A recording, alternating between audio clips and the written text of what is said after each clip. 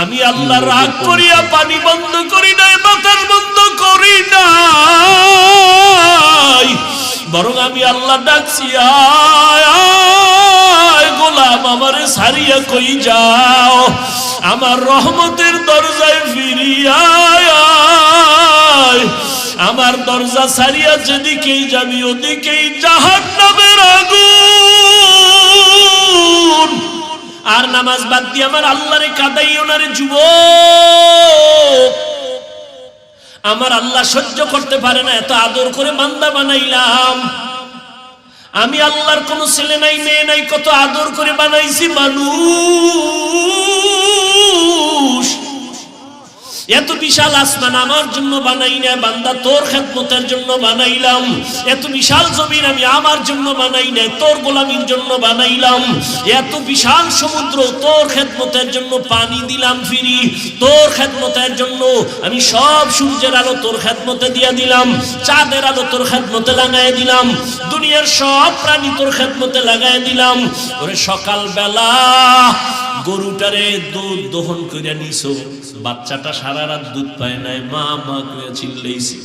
তুই সকালবেলা রশিয়ার বালতি নিয়া বাচ্চাটারে দূরে রাইখা মায়ের দুধগুলো টেনে টেনে বালতি ভরে ঘরে নিয়ে গেলি। বাচ্চাটারে যখন ছাইরা দিছো, মায়ের ওলানে একটা মুখ লাগায় দেখে এক চুমুকও দুধ নাই। বাচ্চার কলিজায় ব্যথা, সারাটা দিন চাষাবাদ করলি, দুধ দিলি না, গরুটারেও খানা দিলি না, তুই 3 বেলা পেট ভইরা খাইলি, গরুটারে 1 বেলার খানাও দিলি না। সন্ধ্যাবেলা আবার গোয়াল ঘরে বাইন্দা রাখছে। বাচ্চাটায় রাতে কাঁদে, ও মা পেটে ক্ষুধা সইতে পারি না, একটু দুধ দাও। গাবিটাই যেন বলতে থাকে, বাচ্চা অপেক্ষা কর, বনিয়া তোমরা খাওয়ার পরে যা থাকবে তা তুই খাবি। ওই গরুটাই নিজের বাচ্চারে না খাওয়াইয়া তোর পেছনে সব দিয়া দিল, কোনদিন একটা লাত্তিও মারে নাই, তোর সাথে বেয়াদবি করে নাই। ও বান্দা, নদীর কত ধরনের মাছ ধরে ধরে খাও। ঘরের মধ্যে মেহমান আসছে, মাছ পাবি কই? আছে একটা বাচ্চাওয়ালা মুরগি, ওই মুরগিটারে আইনা জবাই দিছো। বাচ্চাগুলো মা মা বইলা চিল্লায়, মায়েরে তুই জবাই দিয়া ফেলছো। আল্লাহ কয়, তোরে আমি কিছু বলি নাই, খা বান্দা মনের মতো খা। আমার দাও পানি খা, তোর জন্য দিছি। আমার দাও যত নিয়ামত খাইতে থাক, বাধা নাই। বান্দা যত খাও, যদি একবার খাওয়ার ফাঁকে আমি আল্লাহর শুকর আদায় করে বলতি আলহামদুলিল্লাহ, আমি আল্লাহর কুদরতি অন্তর ঠান্ডা হয়ে যাইত। ওরে তোর মাদ্রাসায়, তোর প্রতিষ্ঠানে তোরে যদি কেউ টাকা দেয়, কত মারহাবা দাও। আমাগো প্রধান অতিথি মাদ্রাসায় 50,000 টাকা দিছে, সবাই রে মারহাবা বলাও। ওরে তোর বাড়ি করার জন্য টাকা দিছে, কত প্রশংসা। আল্লাহ কয়, আমি কি দোষ করছি? আমি তোরে কথা বলার মতো একটা জিহ্বা দিছি, আমার কি প্রশংসা করার উপযুক্ত আমি হই নাই?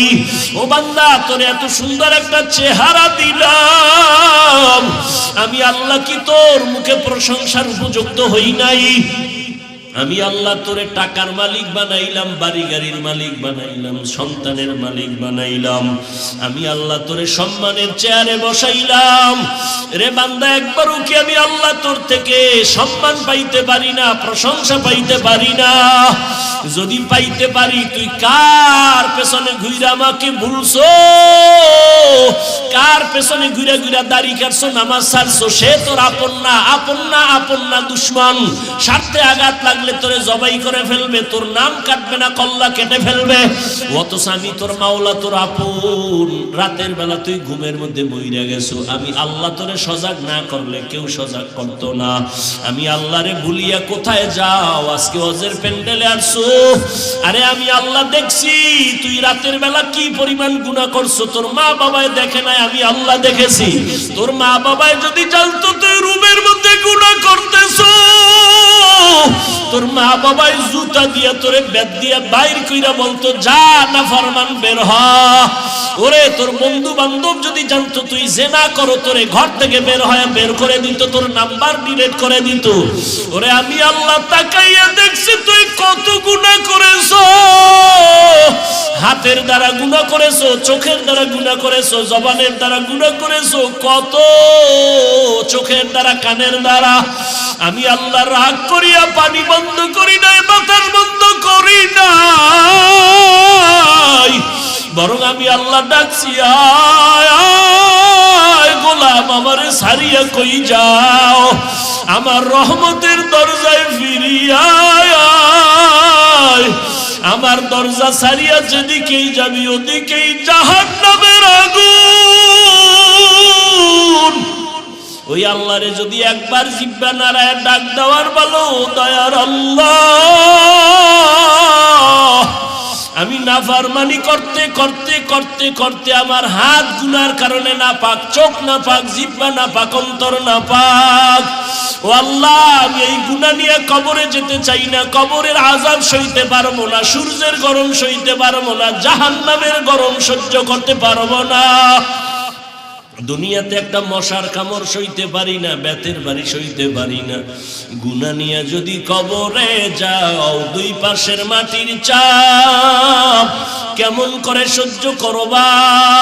হেদায়েতের মালিক আল্লাহ, যদি অন্তর তৈরি থাকে আর গুনাহ করবা না, নামাজ ছাড়বা না, দাড়ি কাটবা না, বেপরদায় চলবা না। তার রহমান, রহমান হলেন তিনি আল্লামাল কুরআন, কোরআন শিক্ষা দিলেন যিনি। খালাকাল ইনসান, রহমান হলেন তিনি মানুষ সৃষ্টি করলেন যিনি। আল্লামাহুল বায়ান, রহমান হলেন তিনি বয়ান শিক্ষা দিলেন যিনি। নবীজি বলেন, খায়রুকুম মান তাআল্লামাল কুরআনা ওয়া আল্লামাহ। জমিনে সবথেকে দামি ওই ব্যক্তি যে কোরআন শিখে অন্যকে শিক্ষা দেয়। কোরআন শিক্ষা দেওয়া নেওয়ার পৃথিবীর শ্রেষ্ঠ মারকাজ হলো মাদ্রাসা। এখানে কোরআন শিক্ষা দেওয়া হয়, নেওয়া হয়। আর সাময়িক কোরআন শিক্ষা দেওয়া নেওয়ার মজলিস এই মাহফিল। যারা কোরআন শিখেন অন্যকে শিক্ষা দেন, এদের মতো দামি শ্রেষ্ঠ আর কোনো মানুষ জমিনে নাই। আমরা ডাইরেক্ট কোরআনের আয়াত আপনাকে শিখাই না যদিও, কিন্তু আলোচনা যা হবে কোরআন শিক্ষার অন্তর্ভুক্তই। অতএব এই হাদিস মোতাবেক এই মজলিসটাও বড় নাম।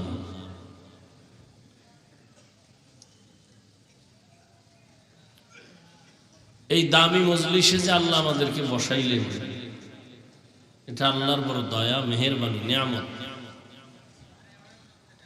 হাদিসে পাকে নবী বলেন, কেউ যদি উলামায়ে কেরামের মোলাকাতে দ্বীনের মজলিসে ঘর থেকে বের হয়, প্রত্যেক ব্যক্তির সাথে ৭০,০০০ রহমতের ফেরেশতাকে আল্লাহ একটা কাফেলা বানায় দেন।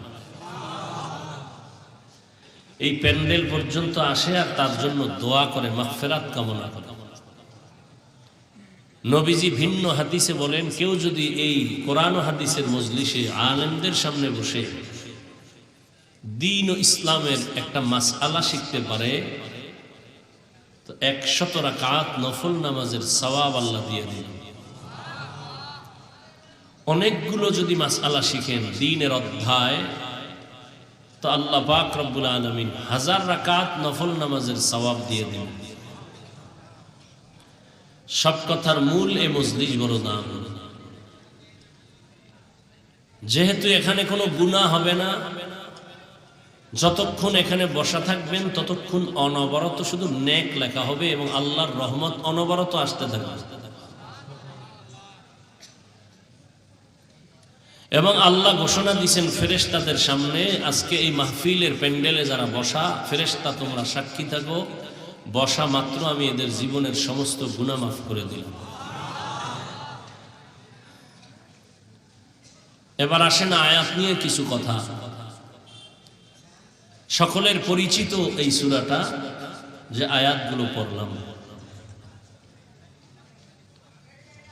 এখানে একটি বুঝার বিষয় হলো, আল্লাহ পাক বলছেন আমি এমন রহমান যে কোরআন শিখাইছি, তারপরে মানুষ সৃষ্টি করেছি। অথচ আমাদের বাস্তবতা তার উল্টা। আল্লাহ মানুষ সৃষ্টি করছেন প্রথম, তারপরে শিক্ষা দিছেন পরে। আমরা কেউ মায়ের গর্ভ থেকে আগে শিক্ষা নিয়ে আসি নাই, দুনিয়াতে আসছি, এরপরে বড় হয়েছি, এরপরে শিক্ষা প্রতিষ্ঠানে গেছি, এরপরে কোরআন শিখছি। তাহলে শিক্ষা আগে না আমাদের সৃষ্টি আগে? সৃষ্টি আগে না। আল্লাহ বলেন কি? না না, আর রহমান আল্লামাল কুরআন খালাকাল ইনসান। আমি এমন রহমান যে আগে কোরআন শিখেছি, তারপরে মানুষ সৃষ্টি করেছি। আমি আগে মানুষ সৃষ্টি করি নাই, আমি আগে মানুষ আগে সৃষ্টি করি না, আগে কোরআন শিখেছি, তারপরে মানুষ সৃষ্টি করেছে, আগে কোরআন শিখেছি। সম্পূর্ণ আমাদের বাস্তবতার উল্টা। কেন আল্লাহ বললেন? এই কেনর জবাবটাই দেওয়া আজকের বয়ানের মূল আলোচনার বিষয়। ফাইলুল হাকিম লা ইয়াখলু আনিল হিকমাহ। হাকিমের কথা কাজ হিকমত থেকে খালি না। জ্ঞানীদের কথা, জ্ঞানীদের কাজ জ্ঞান থেকে শূন্য না। আল্লাহ যে বলেছেন আমি আগে মানুষ বানাই নাই, আগে আমি কোরআন শিখেছি, পরে মানুষ সৃষ্টি করেছি। আল্লাহ পাক রব্বুল আলামিন কেন উল্টা বললেন? আল্লাহর কথাই ঠিক, তোমার আমার বুঝের বড় দুর্বলতা আছে। আল্লাহ পাকের কোরআন অলৌকিক একটি কিতাব, যে কিতাবটা আল্লাহ পাক কালামুল্লাহ বলেছেন। আল্লাহর দেওয়া অন্য কিতাবকে আল্লাহ কালামুল্লাহ বলেন নাই। আল্লাহর দেয়া কিতাব তাওরাত, জবুর, ইনজিল, এগুলো সব আল্লাহ দিয়েছেন। 104খানা কিতাব।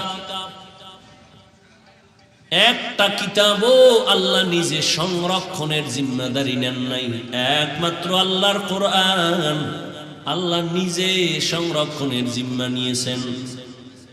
এ কারণে দুনিয়াতে তাওরাত, জবুর, ইনজিল কোনটা আছে কিন্তু একুরেট নাই, ভেজালে ভরা। কিন্তু আমার আল্লাহর কোরআন, আমার আল্লাহর কালাম, কেউ সিন্ধুকে তালা মেরে রাখে নাই। ওপেন কোরআন। কোন হিন্দু যদি ধরতে চায়, আমরা টাকা না থাকলে কিনে দিব না, ও ধরো আর পড়ো। এমন এক কালাম আমার আল্লাহর, যে কালামকে আল্লাহ হেফাজতের জিম্মা নেওয়ার কারণে খোলামেলা থাকার পর আজও পর্যন্ত কেউ একটা ভুল বের করতে পারে নাই, ভুল ঢুকাইতেও পারে নাই। একটা হলো ভুল আছে বের করবে, আর একটা হলো ভুল ঢুকাবে। পারছে কেউ? এই কালামে জিন্দা কুরআনে হাকিম, হিকমতে উলায়া জালাস্তু কদিম বখা কুরআন কালামুল্লাহ বশনো কদিমাস্তি কদিমাস্তি নইনো।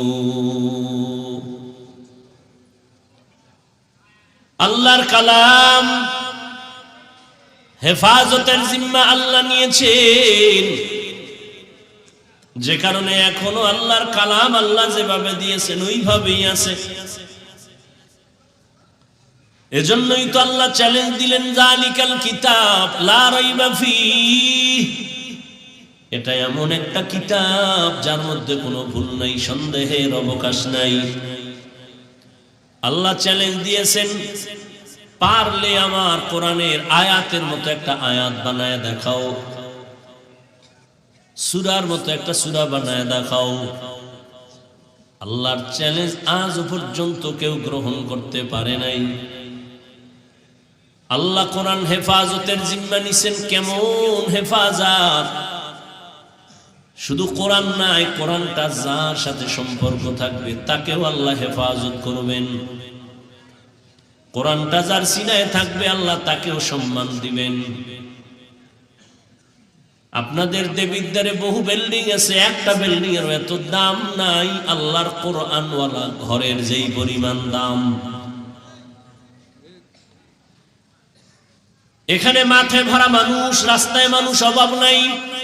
কিন্তু একটু আগে একটা সন্তানের মাথায় পাগড়ি দিয়েছি, ওই সন্তানটার এত দাম, এই দাম বান্দার আর কারো নাই।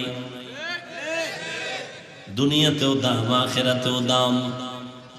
কিয়ামতের ময়দানে আমার আল্লাহ বলবেন, আয় আয়। ইউকালু লিসাহিবিল কুরআন ইকরা ওয়ারতাকি ওয়ারাত্তিল কামা কুনতা তুরাত্তিলু ফিদ দুনিয়া ফাইন্না মানজিলাকা ইনদা আখিরি আয়াতিন তাকরাউহা। আল্লাহ বলবেন, তুই কোরআন শরীফ পড়ছো, মানুষ তোরে পাগড়ি দিছে, না হবে না, ফাইনাল পুরস্কার আমি দিব, আয় আমার সামনে। হাফেজে কোরআনকে আল্লাহ ডাকবেন, আল্লাহ তারপরে কোরআনের তেলাওয়াত করতে বলবেন, তুই তেলাওয়াত কর, এক এক আয়াত পড়বি আর এক এক তলা বিল্ডিং এর উপরে উঠে যাবি। এভাবে বিল্ডিং এর উপরে উঠতে উঠতে উঠতে উঠতে আয়াত যেখানে শেষ ওই পরিমাণ তুই উঠে যাবি, তুই একা যাবি না। তোর মা বাবা কষ্ট করে তোরে পড়াইছে, আমি আল্লাহ তাকে আজকে সম্মান দিব। শুধু তাই না, আমি আল্লাহ তোরে একা জান্নাত দিব না, আরো 10 জন গুনাহগার তোর ফ্যামিলির, তোর আত্মীয়র মধ্যে দেখ কারা আছে, তুই সুপারিশ করবি, আমি কবুল করে জান্নাত দিয়ে দেব। আরো আস্তে করে বলেন, قال النبي صلى الله عليه وآله وسلم من قرأ القرآن فاستظهره فأحل حلاله وحرم حرامه ودخله الله الجنة وشفعه في 10 من أهل بيته كلهم قد وجبت له النار। যারা কোরআন পড়বে, হালালটারে হালাল জানবে, হারামকে হারাম জানিয়ে দূরে রাখবে, নবী বলেন কিয়ামতের দিন আল্লাহ তাকে জান্নাত ওয়াজিব করে দিবেন। শুধু তাই না, 10 জনকে সুপারিশ করার জন্য আল্লাহ বলবেন, যেই 10 জন নিশ্চিত জাহান্নামী, আল্লাহ বলবেন এমন 10টা জাহান্নামীর সুপারিশ কর, আমি তোর বরকতে জান্নাতে পাঠিয়ে দিব। আতিনা ফি দারে দুনিয়া না হাসান آتنا في دار عقبانا حسن يا غياث المستغيثين اهدنا الافتخارا بالعلوم والغنى ہر گوری دینے کو تو تیار ہے، جو نہ مانگے اس سے تو بیزار ہے۔ দুনিয়াতে আমরা আসছি আগে কোরআন শিখলাম পরে, আল্লাহ কেন উল্টা বললেন, আমি আগে কোরআন শিখাইয়া তারপরে মানুষ বানাইছি। আল্লাহ পাক প্রত্যেকটা কথার মধ্যে রহস্য আছে। আল্লাহর কথা বোঝার জন্য অনেক জ্ঞানের দরকার। আল্লাহ পাকের কথা অলংকার ভরা, জ্ঞান ভরা। মুফাসসিরিনে কেরাম বলেন, আল্লাহর আদালতে মানুষ সব এক না, সবাই তো আমরা মানুষ, তবে সব আল্লাহর কাছে প্রিয় মানুষ না। প্রিয় মানুষ সবাই না। মসজিদ কার ঘর? সন্দেহ? দেবিদ্বারে কেন্দ্রীয় মসজিদটাও কার ঘর? ঢাকা জাতীয় মসজিদ বাইতুল মুকাররমটাও কার ঘর? এক কথায় দুনিয়াতে সব মসজিদ আল্লাহর ঘর। টাঙ্গাইলে কত সুন্দর মসজিদ বানাইছে, মানুষ দেখতে যায়, মেয়েরাও দেখতে যায়, ছবি তুলে নিমক হারামেরা নামাজ পড়ে না। আমাদের বরিশালে অনেক সুন্দর মসজিদ, মানুষগুলো দেখার জন্য গাড়ি ভাড়া করে যায়, বিমানে যায় দেখার জন্য। দুনিয়ার সব মসজিদ আমার আল্লাহর ঘর, তবে বাইতুল্লাহর মতো একটা মসজিদও দামি না। আল্লাহর ঘর বাইতুল্লাহ, এটাও মসজিদ, কিন্তু এটার এত দাম। রহমতের নবী বলেন, কেউ যদি আল্লাহর ঘর বাইতুল্লাহ দিয়ে শুধু তাকায় তাকায় দেখে, অনবরত আমলনামায় সওয়াব আর সওয়াব। সুবহানাল্লাহ। না আর কয়েক কারণ, যেই পরিমাণ বিড়ি ঢালো, গীবত শেখায়, গালাগালি, মিথ্যা, ওই জমানে সুবহানাল্লাহ আসতে অনেক সময়ের দরকার। আর একটা স্বাভাবিক কারণ হইল ঘুমের কারণে বলতে মনে চায় না বা ক্ষুধা লাগছে। আমিও বেশি দীর্ঘ টাইম নিব না, বললাম না আপনাদের কষ্ট এক সময়ের জন্য, আমাদের তো সারা জিন্দেগি।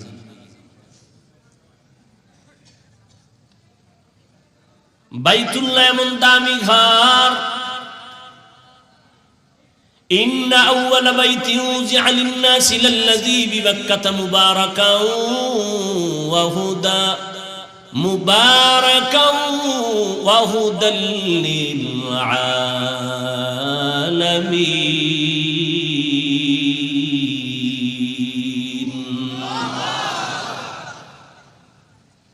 বাইতুল্লাহ এমন একটা দামি ঘর যার বাউন্ডারির মধ্যে একবার যদি কেউ আল্লাহ বলে ডাক দেয় 1,00,000 বার আল্লাহ বলার সওয়াব পেয়ে যাবে। এই বাইতুল্লাহ দেখলেই সওয়াব। হাদিসে আছে বাইতুল্লাহরে প্রথম নজরে দিয়া, জীবনের প্রথম নজর সফর করে গেছেন বাইতুল্লাহ দেখতে, প্রথম নজর দিয়া যে দোয়া করবে সাথে সাথে কবুল।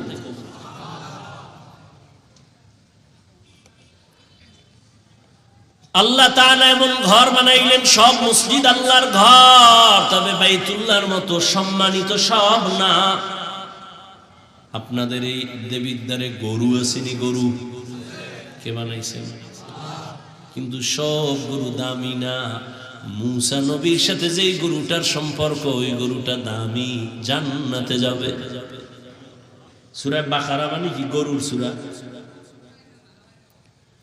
আপনাদের আশেপাশে পিপিলিকার অভাব নাই, সব আল্লাহ বানাইছেন। কিন্তু সুলাইমান নবীর সাথে যে পিপিলিকাটা কথা বলছিল, ওই পিপিলিকা দামি, জান্নাতে যাবে।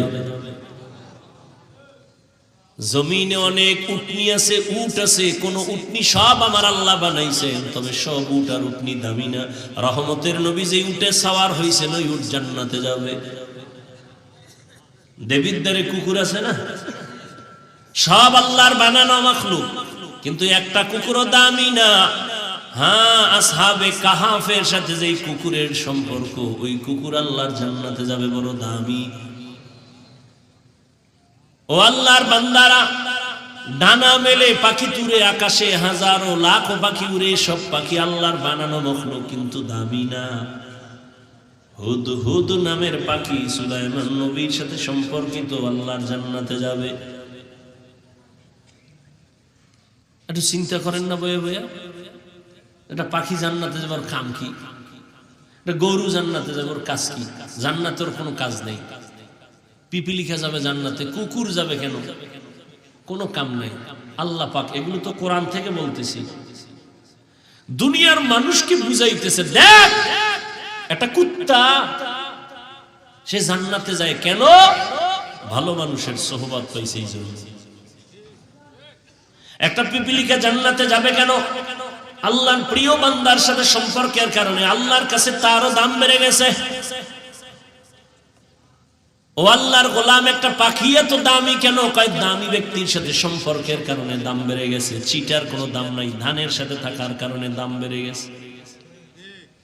ও মানুষ, তোমারও কোনো দাম নাই, তবে কোরআনের সাথে থাকো, কোরআনওয়ালার সাথে থাকো, তোমার দাম বেড়ে যাবে। কিয়ামতের দিন আমি কোরআন পড়িয়া আলেম হইয়া যেই পুরস্কার আল্লাহর থেকে পাবো, আমার আলেম বানানোর পেছনে যারা সহযোগিতা করেছে, তারাও সেই পুরস্কার পেয়ে জান্নাতে যাবে। আতিনা ফি দারে দুনিয়া না হাসান, আতিনা ফি দারে উকবানা হাসান। আল্লাহ বিবেক দিছে, বুঝেন। এতগুলো মানুষ এই শীতের মধ্যে, ঠান্ডার ভিতরে, এত দেরিতেই ঠান্ডা মাটির মধ্যে বসার কি মানি? টাকাও পাবে না, খানাও পাবে না। খানা আছে না? খিচুড়ি টিচুড়ি তবারক, হ্যাঁ, খাইয়ে মোবারক হয়ে যাবে। আছে নাই? খানাও পাবে না, টাকাও পাবে না। কপাল যদি খারাপ হয় তো রিক্সাও পাবে না, হেঁটে হেঁটে বাড়ি যাবে। আর রিক্সা পাইলেও ভাজাইবে কেমনে? টাকা না রাইখে দিছে রহমতপুরি, মাদ্রাসার জন্য দিয়ে দিছে, আবেগে দিয়ে দিয়া যখন রাস্তায় যায় পকেটে আর দিবে যে সব দিয়ে এলাম, এবার উভয় কি? আবেগে সব দিয়ে দিছে।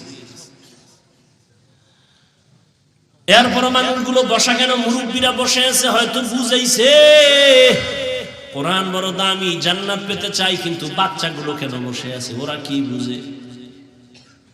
এটাই তো কোরআনের মুজিজা, এটাই তো কারিশমা, এটাই তো মাওলার কুদরত।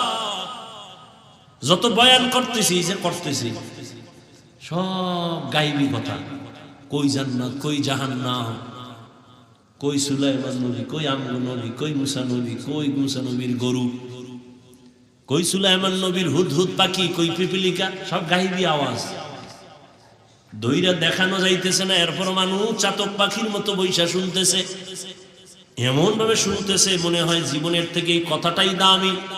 এই মুহূর্তে টেলিফোন আসলেও তার টেলিফোন ধরবে না, বারবার কেটে দিবে কেটে দিবে কেটে দিবে। আর পরও করলে এবার দিবে ধমক, বেয়াদব, 3 বার 4 বার কেটে দিছে, আবার ফোন করো, বুঝো না আমি ব্যস্ত আছি। আর যদি কোনো ম্যাডাম দিয়া দেয়, তো আজকে রাস্তায় শীতের মধ্যে খবর আছে এই ম্যাডামের, তোমার ম্যাডাম আসেনি, তুমি যেইভাবে এত সিট ঠিক কইলা।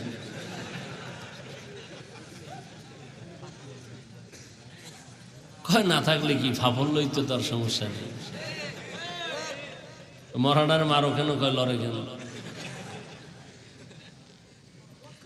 জিন্দগি মে বন্দগি তু করনা হে, जिंदगी में बंदगी तू करना है, जिंदगी बे बंदगी शर्मिंदा है, जिंदगी बे बंदगी शर्मिंदा है।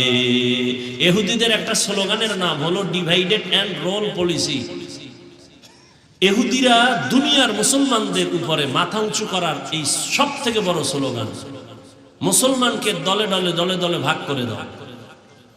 আমরা নিজেরা নিজেরা ভাগ করি না, হাফিজ ভাইয়ের শুনবো না কেন, সে কওমির হুজুর, আমরা কারা, আমরা আলিয়ার, ভাগ ভাগ করতেছে নিজেরা নিজেরা। ও ভাই তুমি আলিয়া না কওমিয়া, এটা কাফনের ভিতরে ঢুকলে পরিচয় হবে। তুমি চরমনাই না তাবলীগ, এগুলি পরিচয় হবে। আল্লাহ কি বলছেন, ইয়া আইয়ুহাল্লাযীনা আমানুত্তাকুল্লাহা হাক্কা তুকাতিহি ওয়া লা তামুতুন্না ইল্লা ওয়া আনতুম মুসলিমুন।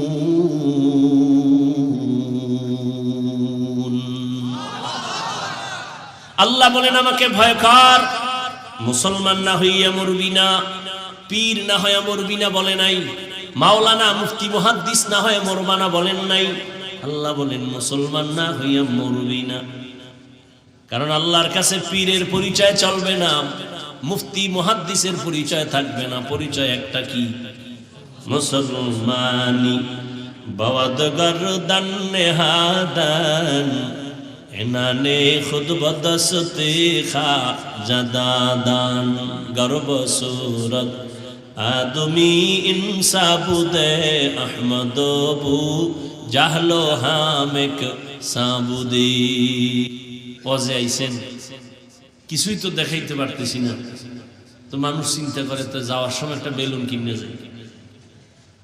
ম্যাডাম যদি জিজ্ঞা ওয়াজে কি পাইছো, কই যে মোনাজাতে বেলুন কবুল হয়ে গেছে, বেলুন কান্দে করে ঝুলাই নিয়ে এসে। আর একজন একটা প্লাস্টিকের মাছ কিনছে, এটারে কান্দে করে ঝুলাই গেছে। ওয়াজের ফলাফল নগদ, বেলুন আর মাছ। কপালে তো ভরা পড়ছে এই জাতি, আফসুস, হাজারো আফসুস। এই জন্য ওয়াজ ফ্যাশন হয়ে গেছে, বরকত নেই তো, কোনো বরকত নেই, বরকতের বয়ানও নাই। আর বরকত তো কেমনে থাকবে, আল্লাহর ভয় তাকওয়া নাই, জাহান্নামের ভয় নাই। এই কারণে ওয়াজের প্যান্ডেল বেরো জান্নাতি বাগান, আবার এই উপলক্ষে পাশে আসে জাহান্নামের বাজার, মার্কেট, দোকান, খেলনার দোকান। আবার ওই দোকানে ঘুরে ওখানে জান্নাতের হুরহুরিরাও ঘুরে, যুবতী মেয়েরাও ঘুরে, বেপর্দা নারীও ঘুরে, কবিরা গুনাহ কবিরা গুনাহ কবিরা গুনাহ, জাহান্নামের বাজার ওয়াজ উপলক্ষে। ওখানের কবিরা গুনার দায়ভার কে নিবে? এখানে না, সারা বাংলাদেশের হালাত বড় খারাপ। জাতির কপালে তো খারাপ, প্রয়োজনে বক্তা বাদ দিবে, তার উপরও আকাম বাদ দিবে না। আকাম বাদ দিবে না, হুজুর বাদ দাও, এতগুলো হুজুর গেল কারো গায়ে লাগলো না, ওনার লাগিয়ে গেছে, ওনার বাদ দাও। यहाँ हम सब मुसाफिर दिल ना लगा। এই যে মোবাইল পার্টি 24 ঘন্টা মোবাইল নিয়ে মরে, এখানে মরতেছে।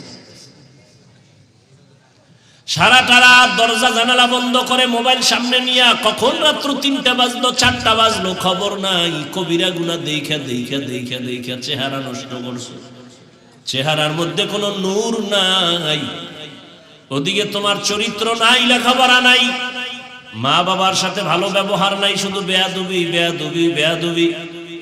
এই মোবাইলের কারণে শিক্ষকের সাথে বেয়াদবি, আলেমের সাথে বেয়াদবি, লেখাপড়া নাই, চরিত্র নাই, ওদিকে শরীরের পাওয়ার নাই, চোখের পাওয়ার নাই, কানের পাওয়ার নাই, হাতের পাওয়ার নাই, হার্ট দুর্বল, কিডনি দুর্বল, মেধা দুর্বল, নাই কিছু নাই। আছে বলতে কিছুই না, আছে একটা রূহ, আজরাইল আইসা নিয়ে গেলে তুইও নাই।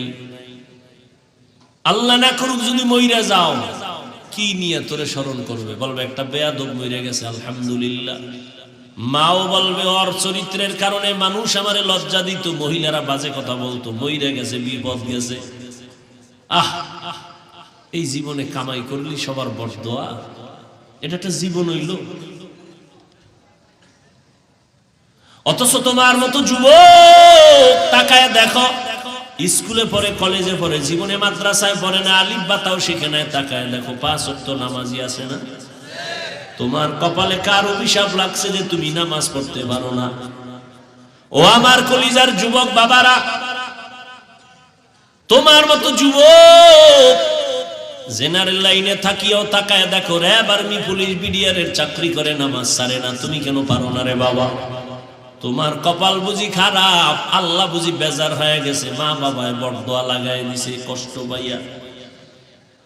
তোমার মতো যুবক রাস্তায় গাড়ি চালায়, নামাজ ছাড়ে না, বলো বাবা তুমি কেন পারো না?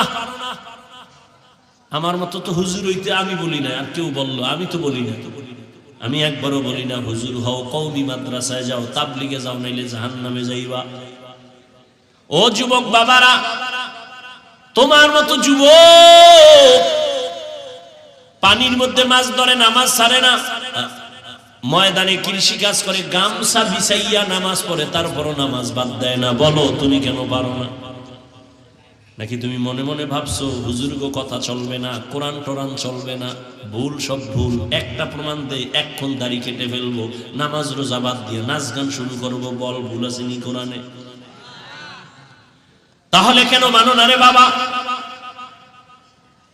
১৫০০ বছর পর্যন্ত কত বিধর্মী আল্লাহর কোরআনের ভুল বের করতে গিয়া মুসলমান হয়ে গেল, তুমি কেন পারো না রে বাবা? তুমি তো মুসলমান। মনটারে শুধু এই কথাটাই বুঝ দাও যে মন, আমার মতো যুবক যদি জেনারেল লাইনে থাইকা ওসি ডিসিএসপি হয় নামাজ পড়ে, র্যাব, আর্মি, পুলিশ, বিডিআর এর চাকরি করে নামাজ পড়ে, আমি কেন পারি না? আমার কপাল কেন এত খারাপ? ও আমার পর্দার আড়ালের মা বোনেরা, এই শীতের মধ্যে আছে না গেছি? এরে আম্মা জান, ধন্য আপনার জীবন। এই দুনিয়ায় যত ভালো সন্তান আছে সব আপনাদের অবদানের কারণে। আল্লাহ বলেন মানুষ তো সব মানুষ, তবে আমার কাছে সব প্রিয় মানুষ না। সবাই তো মানুষ, সবাই প্রিয় মানুষ না। সব কুকুর, তবে সব কুকুর প্রিয় না। আল্লাহর কাছে প্রিয় মানুষ কারা? বলে একদল মানুষ প্রিয় আর সব খারাপ। কেমন কেমন কয়, একদল মানুষ আছে গুণের মানুষ, আর একদল মানুষ জন্মগত মানুষ, আর একদল মানুষ বংশগত মানুষ। আল্লাহর দরবারে বংশগত মানুষের মূল্য নাই, আল্লাহর দরবারে জন্মগত মানুষের মূল্য নাই, আল্লাহর দরবারে একমাত্র গুণের মানুষের মূল্য। ভালো করে বুঝো যুবকেরা, গুণের মানুষ বুঝো ভালো করে। এই যে গুণ কারে কয়? যেই জিনিস বানানোওয়ালা যেই কাজের জন্য বানায়, ওই কাজ হলো ওই জিনিসের গুণ। যেমন এই যে আমি মাউথ কথা বলি, কেন বানাইছে মাউথ? বলে আওয়াজ নিয়ে মেশিনে মাইক থেকে হর্ন থেকে বের করে দিবে। এক কথায় মাইক বানানোওয়ালা বানাইছে আওয়াজ দেওয়ার জন্য। তাহলে এই যে মাউথ বানাইলো আওয়াজ দেওয়ার জন্য, তো আওয়াজ দেওয়াটাই এই মাইকের গুণ। বাতিওয়ালা বাতি বানাইছে কেন? আলো দেওয়ার জন্য, তো আলো দেওয়া বাতির গুণ। ঘড়িওয়ালা ঘড়ি বানাইছে কেন? টাইম ঠিক মতো দেওয়ার জন্য, তো টাইম দেওয়া ঘড়ির গুণ। পাখাওয়ালা পাখা বানাইছে কেন? বলে বাতাস দেওয়ার জন্য, বাতাস দেওয়া পাখার গুণ। বুঝেননি? মাইকের গুণ কি? বাতির গুণ কি? ঘড়ির গুণ কি? পাখার গুণ কি? ভালো করে বুঝেন। মাইক যদি আওয়াজ না দেয় সবাই বলবে লাথি মেরে ফেলে দেয়, এটা গুণের মাইক না। বাতি যদি আলো না দেয় বলবে ভেঙ্গে ফেল, এটা গুণের বাতি না। পাখা যদি বাতাস না দেয় বলবে এটা গুণের পাখা না, এটারে ফেলে দাও। যেই জিনিসটা যেই কাজের জন্য বানানোওয়ালা বানায়, ওই কাজ হলো ওই জিনিসের গুণ। এবার বুঝো মানুষ কেন বানাইছে? আল্লাহ মানুষ কেন বানাইলেন? তার জবাবে আল্লাহ বলেন, মা খালাকাতুল জিন্না ওয়াল ইনসা ইল্লা লিয়াবুদুন। আল্লাহ বলেন আমি মানুষ বানাবার একমাত্র কারণ হলো ইবাদত। মানুষ বানাইছেন কেন? ইবাদতের জন্য। তো এবার বলেন তো মানুষের গুণ কি? কথা শুনবেন না মোনাজাত দিয়ে দিবেন? আমি ছেড়ে দিলে আমার আসান হবে, কারণ কালকে আবার আপনাদের বিবারিয়া জোহরের নামাজ পড়ব, আবার ঢাকা যাইয়া মাহফিল।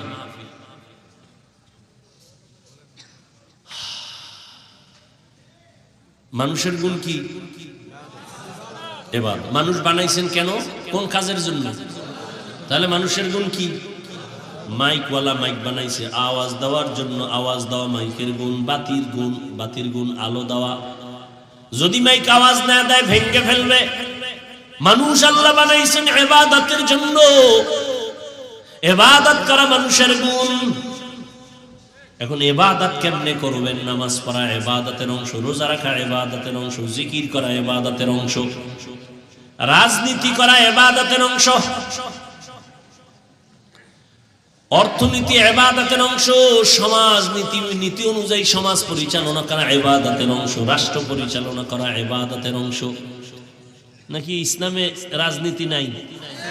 হ্যাঁ, এখনো জেহেন সাফ হয় নাই। ধান্দাবাজার চান্দাবাজেরা বুঝায় হুজুর ওয়াজ করবেন তবে রাজনীতির বয়ান করবেন না, তার মানে রাজনীতি ধর্ম আলাদা। আমি বলি না না, রাজনীতি আর ধর্ম দুটোটাই এক, আলাদা করা যাবে না। ইসলামটারে তুমি এমন দুর্বল ভাবিও না যে ইসলামে সব আছে রাজনীতি নাই। এই কথা ওই ধান্দাবাজার চান্দাবাজেরা বলে কেন? কয় যে ইসলাম নিয়ে যদি ময়দানে কাজ করা হয় তাহলে চান্দাবাজিদের চান্দাবাজি চলবে না, ধান্দাবাজের ধান্দাবাজি চলবে না। সাবধান!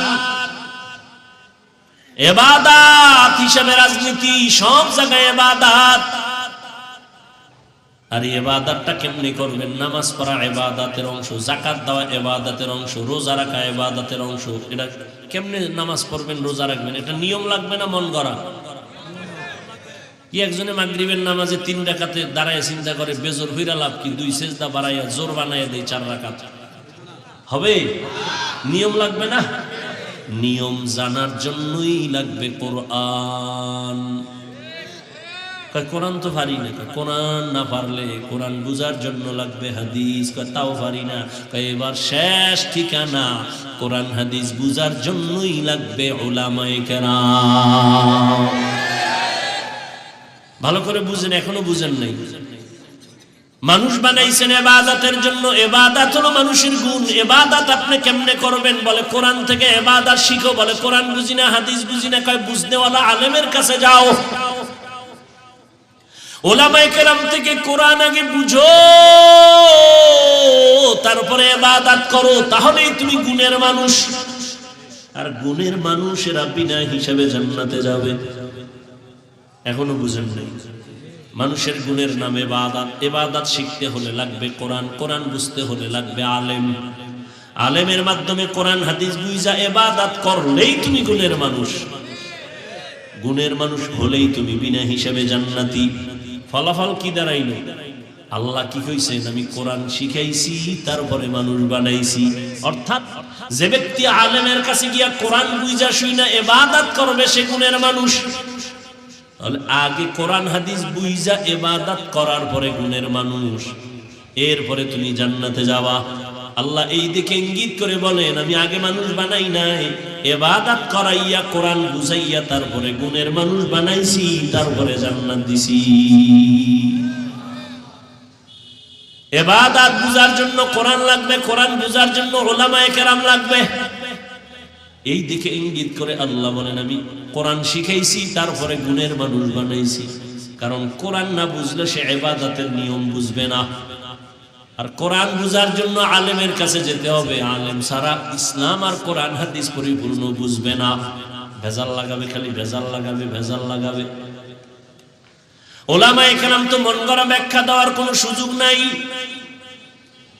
ধারাবাহিকতা আস্তে আস্তে রসুল থেকে আসছে, আমার রসুলকে আমার আল্লাহ শিখাইছেন। ও পর্দার আড়ালের আম্মা জান, গুণের মানুষ বড় দামি, ইবাদতের মাধ্যমে গুণের মানুষ হতে হবে। ওরে আম্মা জানেরা, আপনারা বড় দামি মানুষ। যত দুনিয়াতে গুণের মানুষ আছে সব আপনাদের থেকে নবীদের মা আপনারা, সাহাবায়ে কেরামদের মায়ের মতো মা আপনারা, হাফেজে কোরআন আলেমের মায়ের মতো আপনারা দামি। খাদিজা রাদিয়াল্লাহু আনহার মতো দামি, ফাতেমা রাদিয়াল্লাহু আনহার মতো দামি, আয়েশা রাদিয়াল্লাহু আনহার মতো দামি। এরে আম্মা জান, কয়দিন আর দুনিয়াতে বাহাদুরি করবেন রে মা? আপনার মতো কত মা এই অঞ্চলে আছে, পর্দা করে, নামাজ পড়ে, স্বামীর মাল হেফাজত করে, খেয়ানত করে না, মোবাইলে চরিত্র বিক্রি করে না, এমন মা অভাব নাই। ও মা, আপনি কেন পারেন না পর্দা করে নামাজ পড়বেন, সন্তানটাকে আদর্শ সন্তান বানাবেন? ও আমার যুবক বাবারা, স্কুলে পড়ো, কলেজে পড়ো, চাকরি করো, ব্যবসা করো, ডাক্তার হও, ইঞ্জিনিয়ার হও, প্রফেসর হও, তবে আমার দাবি একটাই, সারা দেশে বলি, বেয়াদব হইও না। কারণ তুমি ডাক্তার হইয়াও যদি বেয়াদবি করো, তাসলিমার মতো জুতার বাড়ি খাইয়া পালানো লাগবে, দেশে থাকা যাবে না। ডাক্তার যদি হও, আদবওয়ালা ডাক্তার হইও, আদর্শবান ইঞ্জিনিয়ার হও, আদর্শবান প্রফেসর হও, বরদোয়া নিয়া বেয়াদব হইও না রে বাবা। কার বরদোয়া? তিন জায়গার বরদোয়া নিলে তোমার জীবন শেষ, মরার আগেই পঙ্গু। এক নম্বরে মা বাবার বরদোয়া তোমার জীবন নাশের কারণ, শিক্ষকের বরদোয়া তোমার জীবন ধ্বংসের কারণ, উলামায়ে কেরামের বরদোয়া জীবন ধ্বংসের কারণ। যারা আলেমের সাথে বেয়াদবি করছে সবগুলো যে যেখানে আছে ওই জায়গায় মরতেছে, ধুকে ধুকে মরতেছে। বাংলাদেশে এত অস্থিতিশীল পরিবেশ কেন? একমাত্র আলেমদের সাথে বেয়াদবির ফলাফল। এই তোমরা যারা বেয়াদবি করো ইমামের সাথে, শিক্ষকের সাথে, গাট্টি রেডি রাখো, গাট্টি তোমারটাও রেডি রাখো। কোন সময় আবার পালানো লাগবে জুতা থুইয়া, গাট্টিটা আগেই বেঁধে রেখো। কোনো বেয়াদবের আর ছাড় দেয়া হবে না, খবরদার। উলামায়ে কেরাম ছাত্র জনতার আন্দোলন সফলতার চাঁদ উঠছে ওই দিন, উলামায়ে কেরাম ছাত্র নিয়ে মাঠে নামছেন যেই দিন।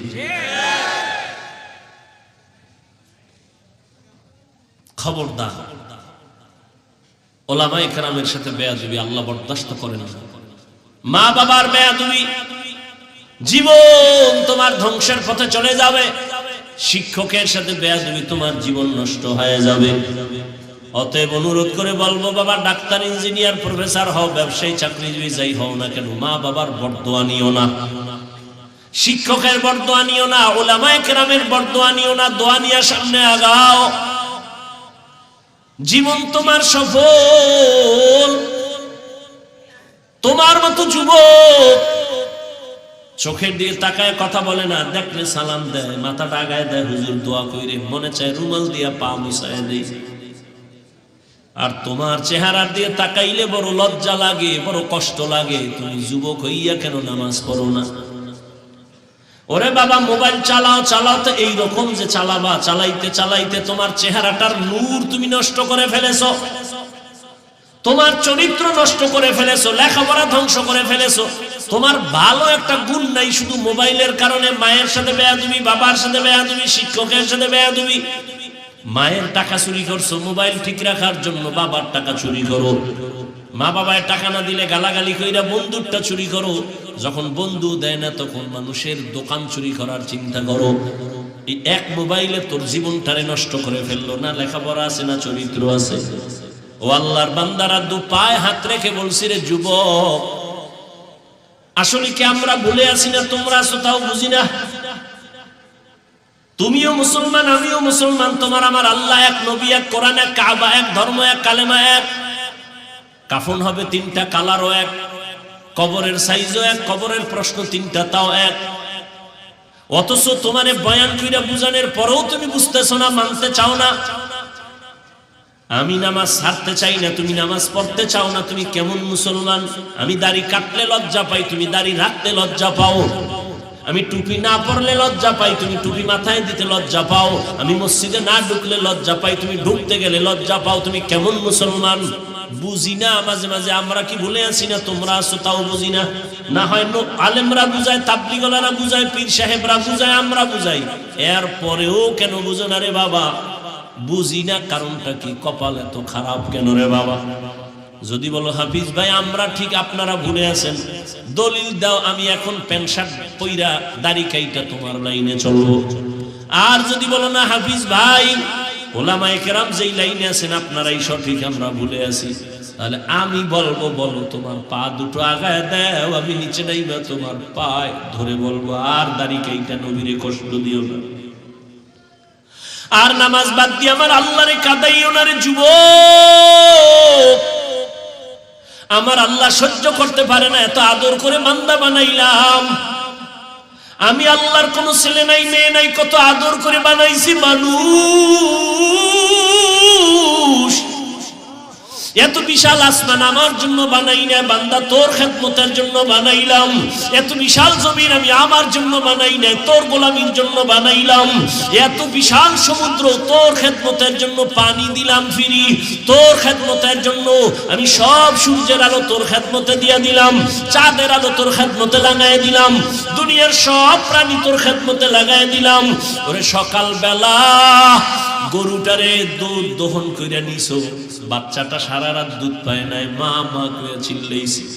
তুই সকালবেলা রশিয়ার বালতি নিয়া বাচ্চাটারে দূরে রাইখা মায়ের দুধগুলো টেনে টেনে বালতি ভরে ঘরে নিয়ে গেলি। বাচ্চাটারে যখন ছাইরা দিছো, মায়ের ওলানে একটা মুখ লাগায় দেখে এক চুমুকও দুধ নাই। বাচ্চার কলিজায় ব্যথা, সারাটা দিন চাষাবাদ করলি, দুধ দিলি না, গরুটারও খানা দিলি না, তুই 3 বেলা পেট বইরা খাইলি, গরুটারে 1 বেলার খানাও দিলি না, সন্ধ্যাবেলা আবার গোয়াল ঘরে বাইন্দা রাখছ। বাচ্চাটায় রাতে কাঁদে, ও মা পেটে ক্ষুধা সইতে পারি না, একটু দুধ দাও। গাবিটাই যেন বলতে থাকে, বাচ্চা অপেক্ষা কর, বনিয়া তোমরা খাওয়ার পরে যা থাকবে তা তুই খাবি। ওই গরুটাই নিজের বাচ্চারে না খাওয়াইয়া তোর পেছনে সব দিয়া দিল, কোনদিন একটা লাথিও মারে নাই, তোর সাথে বেয়াদবি করে নাই।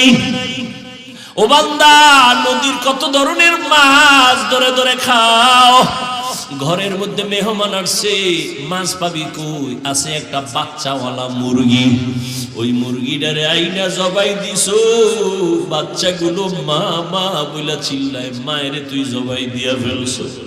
আল্লাহ কয় তোরে আমি কিছু বলি নাই, খা বান্দা মনের মতো খা, আমার দাও পানি খা, তোর জন্য দিছি, আমার দাও যত নিয়ামত খাইতে থাক, বাধা নাই। বান্দা যত খাও, যদি একবার খাওয়ার ফাঁকে আমি আল্লাহর শুকর আদায় করে বলতি আলহামদুলিল্লাহ, আমি আল্লাহর কুদরতি অন্তর ঠান্ডা হয়ে যাইত। ওরে তোর মাদ্রাসায়, তোর প্রতিষ্ঠানে তোরে যদি কেউ টাকা দেয়, কত মারহাবা দাও। আমাগো প্রধান অতিথি মাদ্রাসায় 50,000 টাকা দিছে, সবাই রে মারহাবা বলাও। ওরে তোর বাড়ি করার জন্য টাকা দিছে, কত প্রশংসা। আল্লাহ কয় আমি কি দোষ করছি? আমি তোরে কথা বলার মতো একটা জিহ্বা দিছি, আমার কি প্রশংসা করার উপায় উপযুক্ত আমি হই নাই? ও বান্দা, তোরে এত সুন্দর একটা চেহারা দিলাম, আমি আল্লাহ কি তোর মুখে প্রশংসার উপযুক্ত হই নাই? আমি আল্লাহ তোরে টাকার মালিক বানাইলাম, বাড়ি গাড়ির মালিক বানাইলাম, সন্তানের মালিক বানাইলাম, আমি আল্লাহ তোরে সম্মানের চেয়ারে বসাইলাম। রে বান্দা, একবারও কি আমি আল্লাহ তোর থেকে সম্মান পাইতে পারি না, প্রশংসা পাইতে পারি না? যদি পাইতে পারি, তুই কার পেছনে ঘুরে আমাকে ভুলছো? কার পেছনে ঘুরে ঘুরে দাড়ি কাটছো, নামাজ ছাড়ছো? সে তোর আপন না, আপন না, আপন না, দুশ্মন। স্বার্থে আঘাত লাগলে তোরে জবাই করে ফেলবে, তোর নাম কাটবে না, কল্লা কেটে ফেলবে। অথচ আমি তোর মাওলা, তোর আপন। রাতের বেলা তুই ঘুমের মধ্যে মইরা গেছো, আমি আল্লাহ তোরে সজাগ না করলে কেউ সজাগ করতো না। আমি আল্লাহরে ভুলিয়া কোথায় যাও? আজকে হজের প্যান্ডেলে আসছো।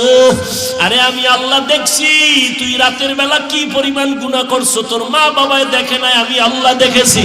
তোর মা বাবায় যদি জানতো তুই রুমের মধ্যে গুনাহ করতেছো, তোর মা বাবাই জুতা দিয়া তোরে বেদ দিয়া বাইর কইরা বলতো, যা নাফরমান বের হ। ওরে তোর বন্ধু বান্ধব যদি জানতো তুই জিনা করো, তোরে ঘর থেকে বের করে দিত, তোর নাম্বার ডিলিট করে দিত। ওরে আমি আল্লাহ তাকাইয়া দেখছি তুই কত গুনাহ করেছো। হাতের দ্বারা গুনাহ করেছো, চোখের দ্বারা গুনাহ করেছো, জবানের দ্বারা গুনাহ করেছো, কত চোখের দ্বারা, কানের দ্বারা। আমি আল্লাহ রাগ করিয়া পানি বন্ধ করি নাই, বাতাস বন্ধ করি নাই,